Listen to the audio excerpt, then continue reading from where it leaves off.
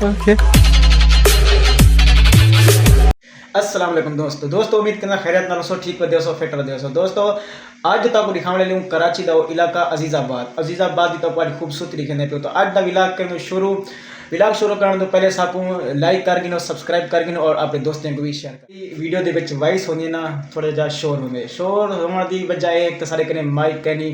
सारे कने इतना सरमाया कहनी जरा माइक घिन सकूँ हुण इरादा की इंशाल्लाह ईद दे नेड़े ते माइक आवे सी साडा माइक है पे दोस्त दनाए ता बट ते हूँ कने माइक घिंदे पियूँ ते ओला साकू माइक गिफ्ट करना पे ओ भी जैसी माइक लेस हूँ दे नाल आवाज़ दी बेहतरी थी वैसी तो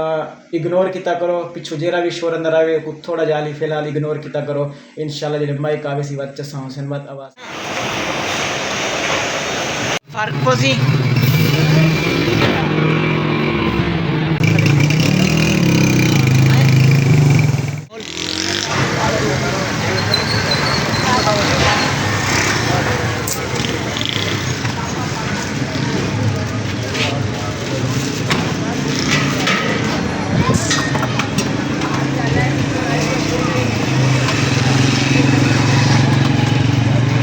चेक कर